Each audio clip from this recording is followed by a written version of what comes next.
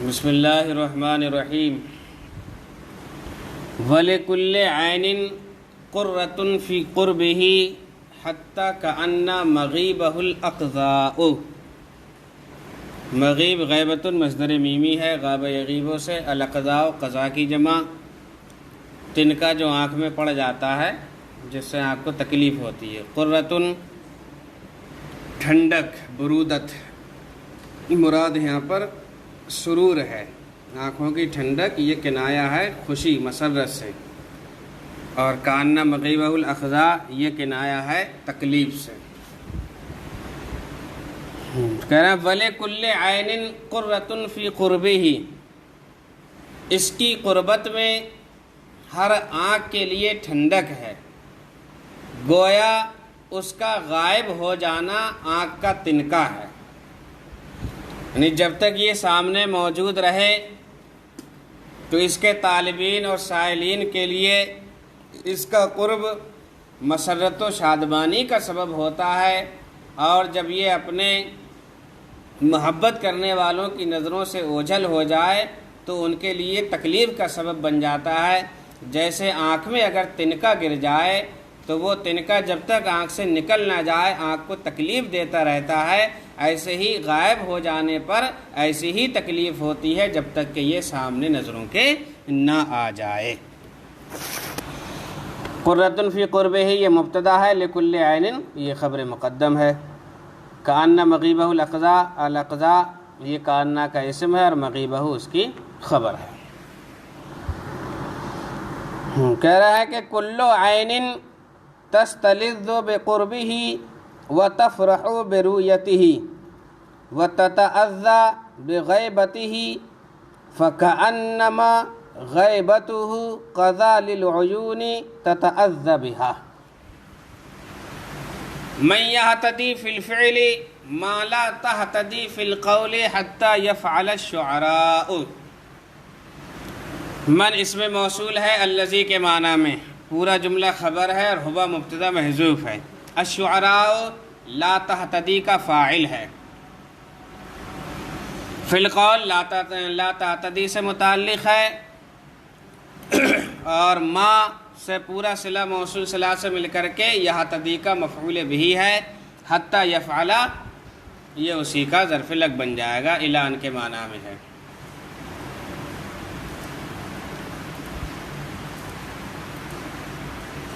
من یعتدی فی الفعل ما لا تہتدی الشعراء فی القول حتی یفعل، اصلی عبارت یہ ہے۔ کہہ رہے ہیں کہ من یہتدی فی الفعل وہ ایسا ہے کہ افعال میں، کارناموں میں وہاں تک پہنچ جاتا ہے جہاں تک شعراء اپنے قول و فکر میں نہیں پہنچ پاتے، حتی یفعل یہاں تک کہ وہ اس کام کو انجام دے دے۔ مراد یہ اس کے بڑے بڑے افعال کی کارگزاری ہے، یعنی جہاں تک لوگ سوچتے رہتے ہیں کہ اس کو کیسے کرنا ہے، کیسے کرنا چاہیے، وہ اپنی سوچوں میں پڑے ہوئے ہوتے ہیں اور یہ اس کام کو انجام دے دیتا ہے۔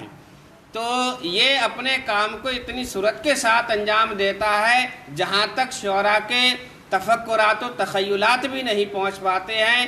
پھر جب یہ اپنے اس کام کو انجام دے دیتا ہے پھر شعراء اسی کی اس کارگزاری کو اپنے شعروں میں ڈھال کر کے بیان کرتے ہیں۔ چلیے، اس میں اس نے تعریف اس کی صورت کارگزاری سے کی ہے کہ اسے بہت زیادہ سوچ و فکر کی ضرورت نہیں پڑتی ہے، اپنا کام فوراً انجام دے دیتا ہے۔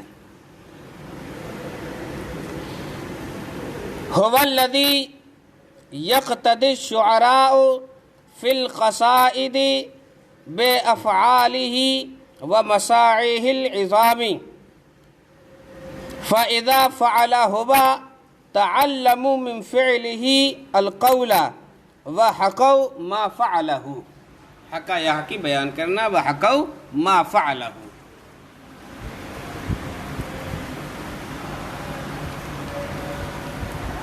فی کل یوم للقوافی جولۃ فی قلبہ ولأذنہ اصغاء، اصغا یصغی، اصغا باب افعال سے، توجہ سے سننا، دھیان لگانا، کان لگانا جسے کہتے ہیں۔ جولتن جالا یجولو، جولا چکر لگانا، گھومنا پھرنا، گردش کرنا۔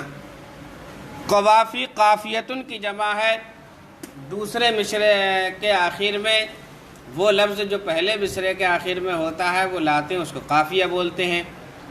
تو یہاں پر اگرچہ اس نے قافیہ کا ذکر کیا ہے لیکن مراد پورا شعر ہے، یعنی قصیدے مراد ہیں، یعنی تسمیت الکل باسم الجز بولتے ہیں اس کو، یعنی کچھ بول کر کے کل مراد لینا۔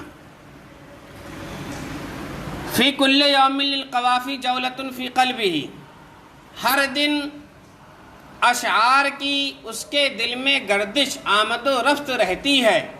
وَلِأُذْنِهِ اصغاء، اور اس کے کانوں کا ان اشعار کو سننا ہے۔ مراد یہ ہے کہ یہ خود بھی شاعری سے شوق رکھتا ہے، لیکن اس کے باوجود بھی اس کے دربار میں شعراء آتے ہیں اور اپنی شاعری سناتے ہیں، اور یہ شعراء کے ان قصائد کو آرام سے اور بڑے سکون کے ساتھ توجہ سے سنتا ہے، اور پھر انہیں خوب نوازتا بھی ہے، جس کی تشریح وہ نیچے کر رہا ہے۔ تو ہر دن اس کے دل میں شعراء کے اشعار کی گردش ہے، آمد و رفت ہوتی ہے۔ وَلِأُذْنِهِ اصغاء، اور اس کے کانوں کا ان اشعار کو سننا ہے۔ اے ان الشعراء تتوارد علیہ بالقصائد بالتوالی یا کل یوم، توالی کا معنی پے در پے ہوتا ہے، تو بالتوالی کا ترجمہ کر لیے یا کل یوم ہی رہنے دیجئے۔ ان الشعراء تتوارد علیہ بالقصائد کل یوم وینشدونہا فہو لا ينفک عن الاستماع الیہا حبا بالشعر وبإعطاء الشعراء عطاء وافرا۔ وإغارة في محتواه كأنما في كل بيت فيلق شهباء۔ جولة في قلبه، تو یہ جولة في قلبه اور في كل يوم یہ دونوں متعلق ہوں گے اسی سے۔ یہ خبر مبتدا مؤخر ہے، اور للقوافی یہ خبر مقدم ہے۔ لے اس نے ہی مبتدا خبر مقدم ہے اور اس کا مبتدا مؤخر ہے، اور اسی پر وَإِغَارَةٌ فِي مَحْتَوَاهُ جولتن پر معطوف ہے۔ یہ اغارہ یغیر، اغارہ کا معنی ہوتا ہے لوٹ مار مچانا۔ احتوا یحتوی، احتوا کا معنی ہوتا ہے جمع کرنا، اکٹھا کرنا۔ فیلقن جمع فیالق، بڑا لشکر۔ شہبا کا ویسے تو معنی ہوتا ہے سرخی سفیدی کے درمیان جو رنگ ہو، لیکن یہاں پر مراد جب ایک بڑا فوجی دستہ ہو، اپنے ہتھیار اپنی بردی سے جب وہ لیس ہو، مسلح ہو اپنے ہتھیار سے، تو اتنے بیچ میں ایک طرح کی سیاہی معلوم ہوتی ہے۔ تو یہاں پر لفظی معنی مراد نہیں ہے، بلکہ ہتھیاروں سے مسلح لشکر۔ فیلقن شہبا کا پورا معنی ہتھیاروں سے مسلح لشکر جرار مراد ہے۔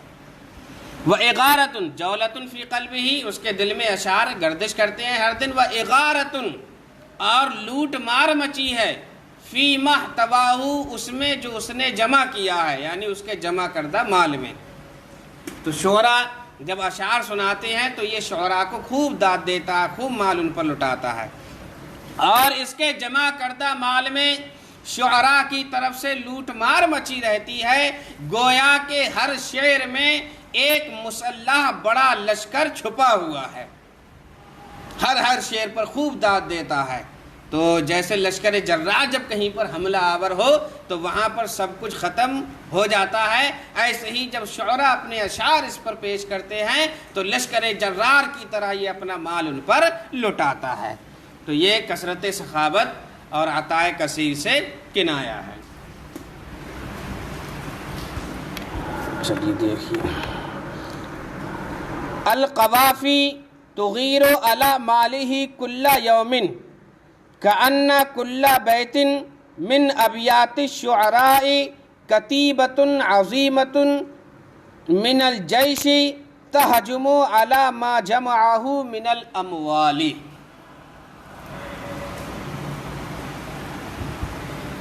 من یظلم اللؤماء فی تکلیفہم ان یصبحوا وہو لہ اکفاء۔ ظلم یظلم زیادتی کرنا، اللؤماء لئیم کی جمع ہے، کمینے گھٹیا لوگ، تکلیف کسی کو مکلف بنانا، اصبح یصبح سارے یسیروں کے معنی میں یہاں پر ہو جانا، اکفا کفون کی جمع ہے، ہمسر ہم پلہ۔ چلیے بن یہاں پر بھی اسے موصول اور الذی کے معنی میں ہے، پورا جملہ یہ خبر بنے گا موصول صلاح سے مل کر کے، اور ہوا مبتدا محذوف رہے گی۔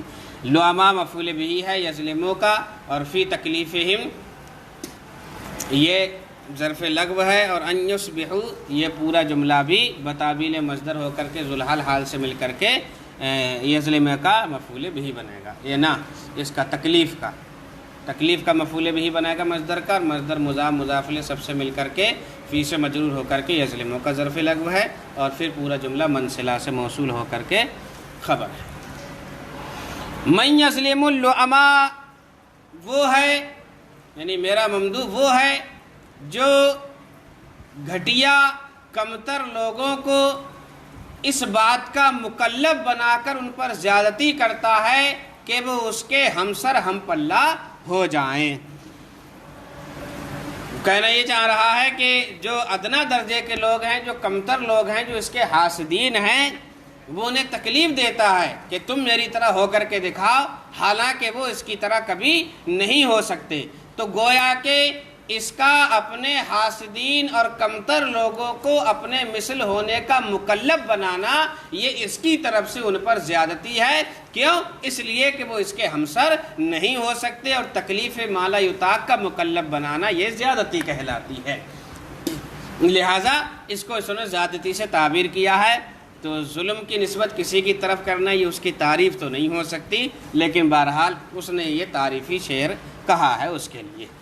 من یظلم اللؤماء فی تکلیفہم، جو کمتر لوگوں کو اس بات کا مکلف بنا کر ان پر زیادتی کرتا ہے کہ وہ اس کے ہمسر ہم پلہ ہو جائیں۔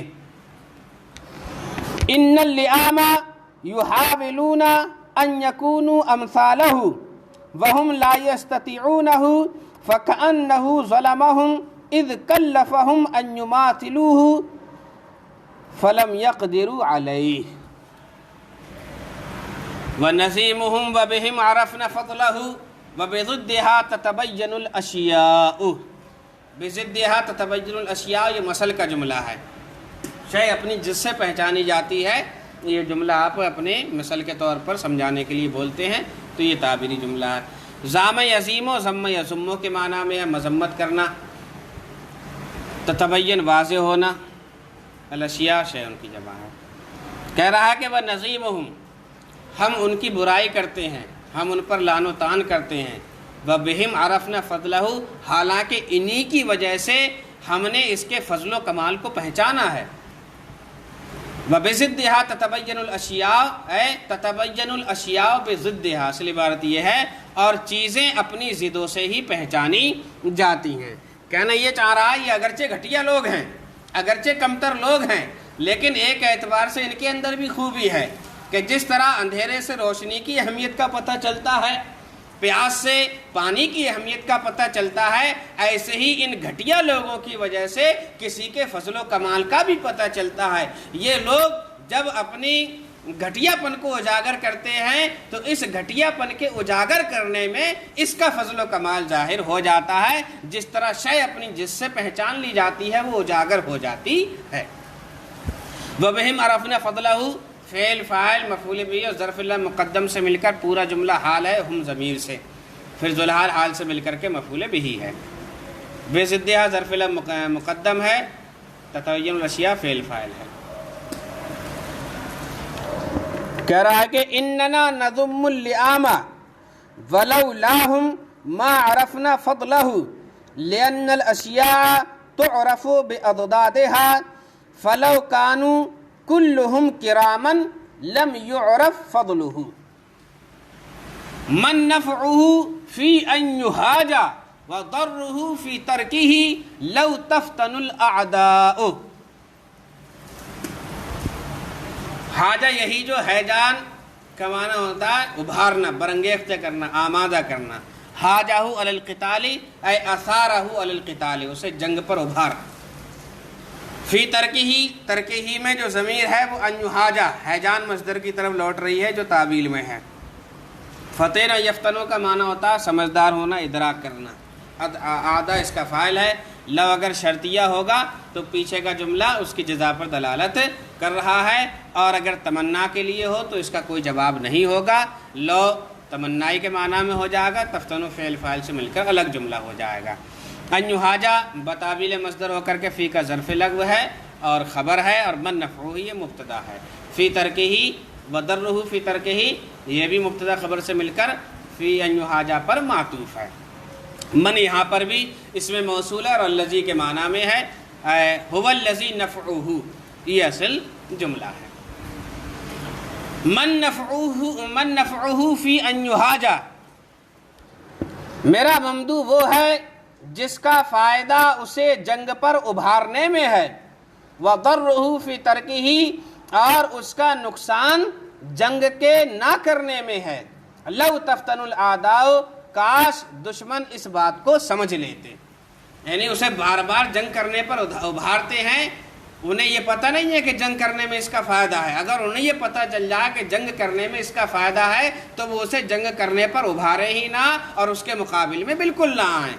کیوں؟ اس لیے کہ جب وہ جنگ میں اترتا ہے تو ہمیشہ فتح یاب ہوتا ہے، اور جب فتح یاب ہوتا ہے تو خوب مال غنیمت پاتا ہے، تو اس کا فائدہ ہوا. اور اگر جنگ اس سے نہ کی جائے تو اسے فتح بھی نہ ہوگی اور مال غنیمت بھی حاصل نہ ہوگا، تو اس طرح اس کا نقصان ہو جائے گا، جیسے کہ نیچے اس کی تشریح خود ہی اس نے کر دی ہے. میرا ممدوح وہ ہے جس کا نفع اسے جنگ پر ابھارنے میں ہے اور جنگ نہ کرنے میں اس کا نقصان ہے. کاش دشمن اس چیز کو سمجھ لیتے. کہہ رہے هو الذی ينتفع عندما اثارہ اعداؤہ علی الحرب والقتال ولو ترکوہ لکان ذلک ضررا علیہ لو ادرکوہ هذا لم يحرضوه على القتال وتسببوا الى مضرته. فالسلم يكسر من جناح ماله بنواله ما تجبر الهيجاء. السلم مصالحت، امن و سلامتی، یعنی جنگ کے مقابل میں ہے، حرب کے مقابل میں سلم بولا جاتا ہے. کسر یکسر توڑ دینا. جناح ان کی تثنیہ جناح ہے، پر کو بولتے ہیں لیکن یہاں پر بازو مراد ہے. اور یہ پورا جملہ کنایا ہے اس کے نقصان سے. جبرا یجبرو کا معنی پٹی باندھنا اور پر کرنا کسی بھی چیز کو، خلا وغیرہ ہو جائے تو نقصان کی بھرپائی کرنا. الحیجہ جنگ کے معنی میں ہے. کہہ رہا فالسلم، سلم مبتدا ہے، یکسر من جناح مالہ بنوالہ پورا ظرف لغو اور فاعل سے مل کر کے فاعل ہے. ما اس میں موصول ہے. تجبر الحیجہ فعل فاعل سے مل کر کے صلہ، موصول صلہ سے مل کر یکسروں کا مفعول بہ ہے. یکسر و فعل فاعل دونوں ظرف لغو مفعول بہ سے مل کر کے پورا جملہ محل خبر میں ہے. فالسلم تو مصالحت اس کے مال کے دونوں بازوؤں کو سخاوت کی وجہ سے توڑ دیتی ہے. ما تجبر الحیجہ جس کمی کو جنگ پورا کرتی ہے، یعنی یہ جنگ نہ کرے، اپنے دربار میں جب یہ بیٹھا ہو تو خوب لوگوں پر مال لٹاتا ہے، خوب سخاوت کرتا ہے. اب جب کوئی اپنے مال میں سخاوت کرے گا، مال کو لوگوں کو دے گا، تو ظاہری طور پر اس کے مال میں کمی آئے گی. تو کہا یہ جا رہا ہے کہ اگر یہ جنگ نہ کرے، آرام سے گھر بیٹھا ہو تو خوب سخاوت کرتا ہے، اور سخاوت کی وجہ سے اس کے مال میں کمی آ جاتی ہے، اور اس کمی کو پھر پورا کون کرتا ہے؟ اب پھر یہ جب میدان جنگ میں اترتا ہے، فتح یاب ہو کر کے جب لوٹتا ہے تو خوب مال غنیمت لاتا ہے. اب جود و سخاوت کی وجہ سے جو مال میں کمی آئی تھی وہ جنگ کی وجہ سے پورا ہو جاتا ہے.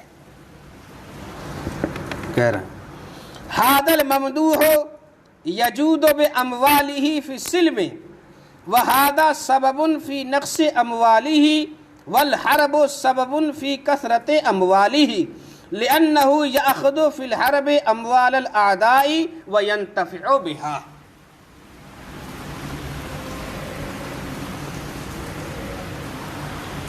یعطی فتعطى من لہا یدلھا وترى برؤیت رائہ الاراء۔ اعطى یعطی اعطا سخاوت کرنا دینا، لہا لہوتن کی جمع ہے سخاوت عطیہ، من لہا من لہا یدلھا نہ من لہا یدن اللہا ہے، اللہا یہ تعطیٰ کا نائب فاعل ہے اور من لہا یدن یہ اسی کا ظرف لغو ہے۔ ترا نائب فعل مجہول ہے، الاراء اس کا نائب فاعل ہے، برؤیت ارائہ یہ اسی کا ظرف لغو ہے۔ چلیے کہہ رہے ہیں یعطی وہ سخاوت کرتا ہے، فتعطى من لہا یدن تو یہ سخاوت کیے ہوئے ہاتھوں سے، فتعطى من لہا یدن اللہا تو یہ سخاوت پائے ہوئے ہاتھوں سے سخاوت کی جاتی ہے، یعنی جس نے اس کو دیا ہے وہ اتنے مالدار ہو جاتے ہیں وہ خود ہی سخاوت کرنے لگتے ہیں۔ وَتُرَى بِرُؤْيَتِ رَائِهِ الْآرَاءُ اور اسی کی رائے کو دیکھ کر رائے قائم ہوتی ہیں۔ تو جس طرح یہ سخاوت میں ایک دم بے مثل و بے مثال ہے، ایسے ہی عقل سلیم کا مالک ہے اور اچھی رائے کا مالک ہے کہ اسی کی رائے دیکھ کر کے لوگ رائے قائم کرتے ہیں اور اپنے کام کاج کو اس کی رائے دیکھ کر شروع کرتے ہیں۔ چلیے اردو ترجمہ پھر سے دیکھیے، یعطی فتعطى من لہا یدن اللہا وہ سخاوت کرتا ہے تو سخاوت پائے ہوئے ہاتھوں سے عام ہوتی ہیں اور اس کی رائے کو دیکھ کر ہی رائے قائم کی جاتی ہے۔ انہ یعطی الطالبین عطاء جزیلا حتی یعطوا غیرہم من هذه العطایا الوافرۃ فیصیر طالبہ مطلوبا وله رائے سدید حتی الناس یتعلمون منہ الآراء السدیدہ۔